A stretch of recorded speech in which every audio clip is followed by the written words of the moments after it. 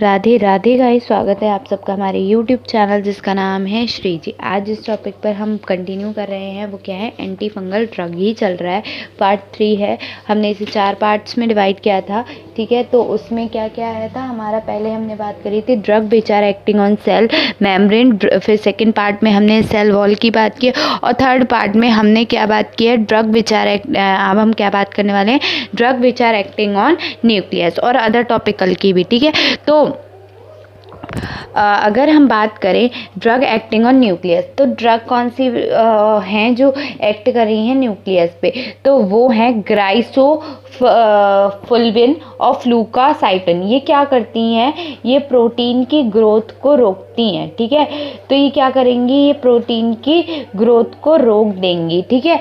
तो कौन कौन सी, ग्राइसो GRISEOFULVIN, ठीक है। उसके बाद क्या है, फ्लूकोसाइटोसाइन, ठीक है। फ्लूकोसाइटोसाइन FLUCOCYTOSINE, फ्लूकोसाइटोसाइन, ठीक है। और जो अदर टॉपिकल हैं वो क्या है, बेंजोइक एसिड है, और नेक्स्ट है सैलिसिलिक एसिड, ठीक है। बेंजोइक एसिड और सैलिसिलिक एसिड।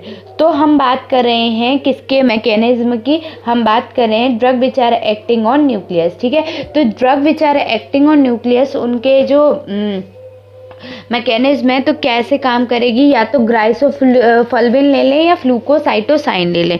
तो उसने क्या करा, bind to microtubule in nucleus, nucleus पे कर रही हैं तो ये बाइंड भी किससे होंगी, न्यूक्लियस के माइक्रोट्यूब्यूल से होंगी, ठीक है। उसके बाद क्या करेंगे, डिस्टर्प्ट करेंगी माइटोटिक स्पिंडल फॉर्मेशन, क्या करेंगे, डिस्टर्प्ट माइटोटिक फॉर्मेशन को रोक लेंगी, ठीक है। फिर क्या करेंगे, इनहिबिट करेंगी, रोकेंगी माइटोसिस को, ठीक है। पहले तो बीच में घुस गई तो डिस्टर्ब कर दिया माइटोटिक स्पिंडल फॉर्मेशन को। फिर क्या करा, इनहिबिट कर दिया माइटोसिस को। फिर क्या हो गया, फंगी स्टैटिक हो गई, ये यानी कि इन्होंने ग्रोथ रोक दी, इस फंगी की क्या कर दी, ग्रोथ रोक दी। डिफरेंस पता है, फंगी स्टैटिक का मतलब है कि stop the growth of fungi, और causes the death of fungi is known as फंगीसाइडल।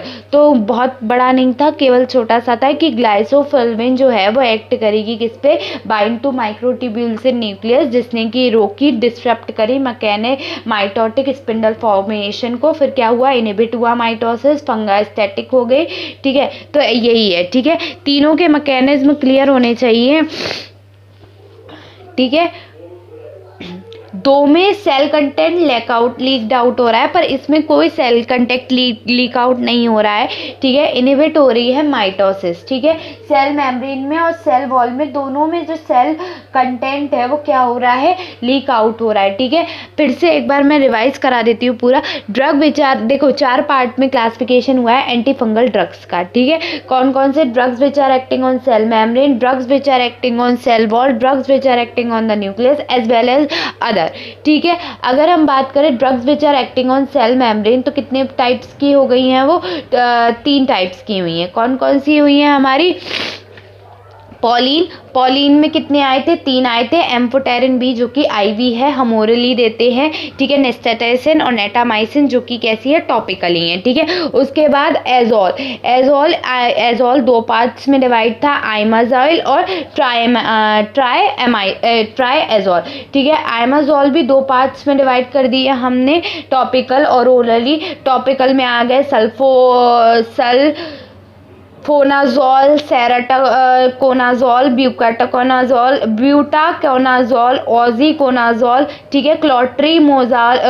Clotrimazole, ठीक है। इकोनाजोल, ठीक है। ओरली में थी आइसोकोनाजोल और केटोकोनाजोल। ट्राइएजोल में आए थे टॉपिकल और ओरल, जो 2 थे, इट्राकोनाजोल और वॉर्निकोनाजोल, दोनों क्या थे, कॉन्ट्रा इंडिकेटेड थे, ठीक है। टॉपिकल में जो थे टेरकोनाजोल, रोकोनाजोल और पोसाकोनाजोल, ये क्या थे, टॉपिकल थे, ठीक है। ओरल में एक और आया था फ्लूकानाजोल, ठीक है। एलिल में क्या था, टर्बीफाइन ओरल था, और नेफ्टिफाइन क्या था, टिपिकल था। उसके बाद हमने बात क्या की थी, इसके मैकेनिज्म की। मैकेनिज्म में हमने क्या करा था, स्विक्लोन बना था, तो उसको रोकने के लिए हमने क्या करा था, एलिल दिए थे, ठीक है। लेकिन फिर भी क्या हुआ था, हमारा एपॉक्सी एंजाइम, स्वीक्लिन एपेक्सिडाइज एंजाइम से स्वीक्लिन एपॉक्साइड बन गया था। उसके बाद उसने किसकी ग्रोथ कर दी थी, लेनोस्टिरोल की कर दी थी। इसको रोकने के लिए हमने एजोल और पॉलिन दिया था, बाइलेंसोजिल 142 माइथाइलेज ये बाइंड करा था और इसने क्या बना था, इर्गोस्टिरोल बना था। फिर क्या हुआ था, पॉलिन बाइंड हुआ था इर्गोस्टिरोल से, फिर क्या हुआ था, फॉर्म करा था इसने पोर्स को, फिर सेल कंटेंट लीक्ड आउट और सेल डेथ हो गई थी, यानी कि यही ग्रोथ स्टॉप हो गई थी, ग्रोथ ऐसे करके स्टॉप हुई थी ग्रोथ। उसके बाद हमने पढ़ा था drug acting on cell wall.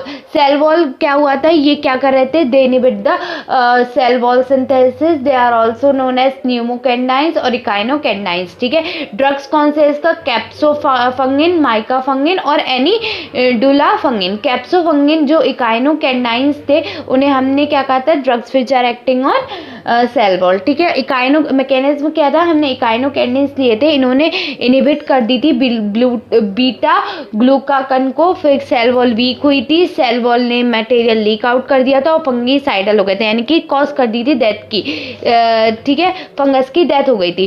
ठीक है, फिर क्या हुआ था, ड्रग एक्टिंग ऑन न्यूक्लियस, जो ड्रग एक्टिंग ऑन न्यूक्लियस है वो क्या हुआ था, इन्होंने ग्राइसोफल्विन हमने दिए थे ड्रग्स, ये किस पे इनहिबिट कर रहे थे, प्रोटीन सिंथेसिस पे कर रहे थे। ये क्या कर रहे थे, ग्राइसोफल्विन फ्यूकोसाइटोसाइन, मैकेनिज्म क्या था, ग्लाइसोफल्विन ने क्या करा था, bind to microtubule in nucleus, disturb हुई थी माइटोटिक स्पिंडल फॉर्मुलेशन और इनहिबिट किया था माइटोसिस, फंगोस्टैटिक हो गए थे, यानी कि फंगीस्टैटिक हो गए थे, यानी कि इन्होंने स्टॉप कर दी थी ग्रोथ। अदर ड्रग्स में केवल 2 थे, बेंजोइक एसिड और सैलिसिलिक एसिड। तो यहाँ पे आपका कंप्लीट हो गया क्या, एंटी फंगल ड्रग्स।